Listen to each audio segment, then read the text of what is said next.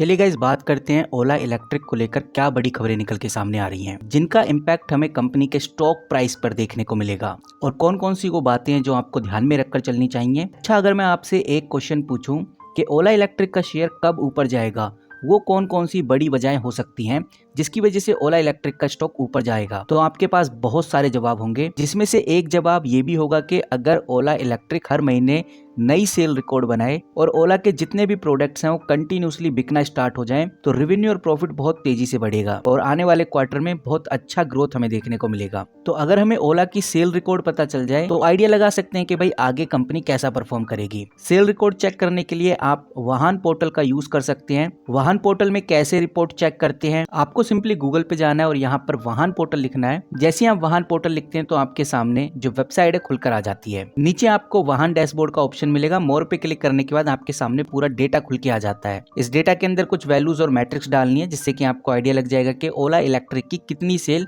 फिलहाल अभी हो रही है। तो वाहन पोर्टल को कैसे यूज करते हैं और डेटा कैसे देखते हैं ये एक अलग टॉपिक है, लेकिन जिन वेबसाइट्स ने वाहन पोर्टल पर डेटा देखा उसमें से एनडीटीवी ऑटो का क्या कहना है, चलिए जानते हैं। एनडीटीवी रिपोर्ट के हिसाब से सामने आ रहा है कि भाई फरवरी 2025 में जो ओला इलेक्ट्रिक का जो वाहन रजिस्ट्रेशन का डेटा निकल के सामने आएगा उसमें हमें टेम्परेरी डिप देखने को मिलेगा। कहने का मतलब ये है कि वाहन पोर्टल के अंदर आपको जो ओला इलेक्ट्रिक रजिस्ट्रेशन का डेटा होगा उसमें आपको गिरावट देखने को मिलेगी, लेकिन जो एक्चुअल सेल होगी वो आपको बढ़ती हुई नजर आएगी। अब ऐसा क्यों होगा, इसके पीछे वेबसाइट्स ने काफी डिटेल में बात की है, जिसमें मैं आपको जो इंपॉर्टेंट पॉइंट्स हैं वो कवर कर देता हूँ। Ola electric company vehicle registration agency के साथ कुछ नेगोशिएशन कर रही है, नए कॉन्ट्रैक्ट साइन कर रही है और ओला इलेक्ट्रिक ऐसा इसलिए कर रही है ताकि जो ये रजिस्ट्रेशन प्रोसेस है इसकी कॉस्ट को और रिड्यूस किया जा सके और इसको जल्द से जल्द यानी कि आसान तरीके से किया जा सके। तो नए कॉन्ट्रैक्ट को बनाने में टाइम लग सकता है, इसीलिए जो लोग व्हीकल्स खरीद रहे हैं उनके रजिस्ट्रेशन में थोड़ा टाइम लगेगा,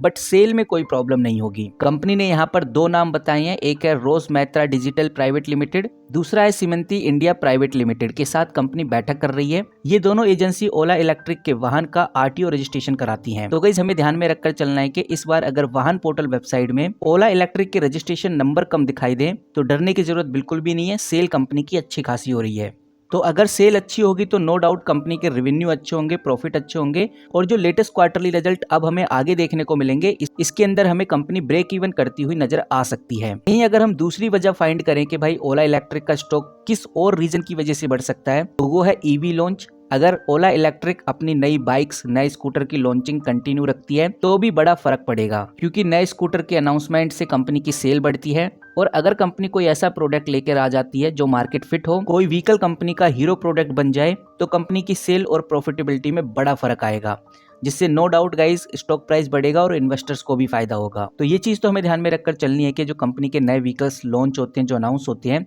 उनकी कितनी हाइप क्रिएट हो रही है। जैसे आप ओला रोड स्टार बाइक के ऊपर नजर बना के जरूर रखिए, हो सकता है कि ये कंपनी का एक हीरो प्रोडक्ट निकल के सामने आए। तो जैसा कि हम ये पता लगाने की कोशिश कर रहे हैं कि भाई ओला इलेक्ट्रिक का स्टॉक अगर आगे बढ़ेगा तो कौन कौन सी वजहों से बढ़ सकता है, तो दो वजह मैंने आपके सामने रख दी है। तीसरी जो बड़ी वजह निकल के सामने आने वाली है वो है गाइस गवर्नमेंट का सपोर्ट। फेम थर्ड का कोई नया इंसेंटिव या ईवी सेक्टर में सरकार कोई बूस्ट देती है तो भी ओला इलेक्ट्रिक को बड़ा फायदा होगा। यहाँ पर अभी देखने में तो आ रहा है कि भाई मध्य प्रदेश सरकार या उत्तर प्रदेश सरकार अलग अलग सब्सिडी प्लान्स लेके आ रही हैं इलेक्ट्रिक व्हीकल्स के ऊपर, two wheeler, three wheeler, four wheeler, सबके ऊपर बड़े बड़े प्लान्स, बड़े बड़े इंसेंटिव हमें देखने को मिल रहे हैं, जिसमें चाहे तो आप टू व्हीलर का इधर पढ़ सकते हैं।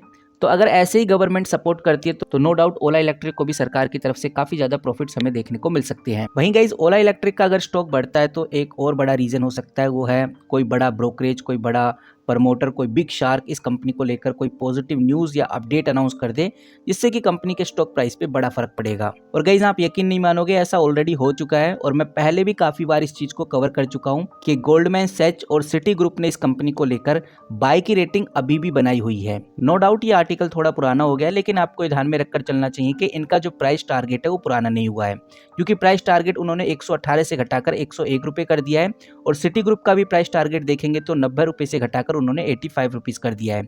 ना तो सिटी ग्रुप का टारगेट अभी हिट हुआ है और ना ही गोल्डमैन सैच का टारगेट 101 रुपए हिट हुआ है, क्योंकि अभी तो ओला इलेक्ट्रिक सिर्फ 59 रुपीज या हम बोले 60 रुपीज के आसपास ही ट्रेड कर रहा है। तो गोल्डमैन सैच्स के द्वारा बताई गई जो अपडेट है, जो प्राइस टारगेट है 101 रुपये तक ओला इलेक्ट्रिक जा सकता है। वहीं सिटी ग्रुप का भी कहना है कि भाई 80-90 रुपये तक जा सकता है। तो कह सकते हैं कि भाई ये भी एक पॉजिटिव साइन है जब बड़े विश्लेषक, बड़े इन्वेस्टर, बिग शार्क इस कंपनी को लेकर पॉजिटिव अपडेट देते हैं। नाउ गाइज, इसके बाद मैंने आपको एक और चीज बताई थी, वो भी मैं आपके सामने कवर करना चाहूंगा। यहाँ पर आप देखिए, मैं हूँ स्क्रीनर पे और मैंने ओला इलेक्ट्रिक मोबिलिटी का ही स्टॉक खोला हुआ है। और अगर मैं डॉक्यूमेंट सेक्शन के अंदर चलता हूँ तो मेरे सामने ये एक बड़ी अपडेट देखने को मिलती है। अब इस अपडेट में क्या है, सिंपली क्लिक करने के बाद ऑफिशियल पीडीएफ खुल जाती है। मैं इसको ओपन कर लेता हूँ और जैसा कि मैंने आपको बताया कि भाई इसमें 3 बड़ी जो डेट्स हैं वो आपको ध्यान में रखकर चलनी है। पहली डेट है गाइस 26 फरवरी, जो कि निकल गई है। और हम कह सकते हैं कि भाई 26 फरवरी को जो IIFL की जो मीटिंग होने गई थी, वो मीटिंग ऑलमोस्ट खत्म हो गई होगी। कॉन्फ्रेंस मीटिंग की जो अपडेट्स है वो हमें जल्दी देखने को मिल जाएगी। और इस चैनल पे मैं आपको जल्द से जल्द बताऊंगा कि भाई बेसिकली IIFL के साथ जो मीटिंग हुई है उसमें क्या क्या बातें हुई हैं और कौन कौन सी वो बातें जो आपको ध्यान में रखकर चलनी चाहिए। उसके बाद गाइज आपको ट्यूसडे का जो डेट है ये भी ध्यान में रखकर चलना है, जो कि 4 मार्च को है। 6 मार्च की डेट भी आपको ध्यान में रखकर चलनी है। तो ये कुछ इंपॉर्टेंट डेट्स हैं जो मैं आपको पहले से ही बताता आ रहा हूँ, जिसमें हमें ओला इलेक्ट्रिक के अंदर बड़ी मजबूती देखने को मिल सकती है। तो ये भी एक पॉजिटिव पॉइंट है जिसकी वजह से ओला इलेक्ट्रिक हमें आगे बढ़ता हुआ या आगे तेजी से भागता हुआ नजर आ सकता है। बाकी फिलहाल सिनेरियो तो यही कह रहा है कि भाई ओला इलेक्ट्रिक में कोई खास ग्रोथ अभी हो नहीं रही। पूरे 1 महीने से स्टॉक लगभग 13% तक नीचे गिर चुका है। 6 महीने का रिकॉर्ड उठाकर देखते हैं तो 53% का ओला ने डाउनफॉल करा दिया है। अब आप क्या सोचते हैं इस कंपनी के रिगार्डिंग, कमेंट करके जरूर बताइए। फिलहाल ओला इलेक्ट्रिक को लेकर जितनी भी न्यूज़ और अपडेट थी ऑलमोस्ट सब कवर करने की कोशिश करी। और अगर आप इसी तरह से अपडेटेड रहना चाहते हैं इस कंपनी के रिगार्डिंग, जानना चाहते हैं कि भाई ओवरऑल क्या चल रहा है कंपनी में, आगे क्या चलेगा, तो उसके लिए आप हमारे चैनल को सब्सक्राइब करके रख सकते हैं। किसी भी तरह का कोई बाय सेल होल्ड रिकमेंडेशन बिल्कुल भी नहीं है, ना ही ये कोई फाइनेंशियल एडवाइस है। तो मिलते हैं किसी नए वीडियो के साथ, तब तक के लिए take care and good bye.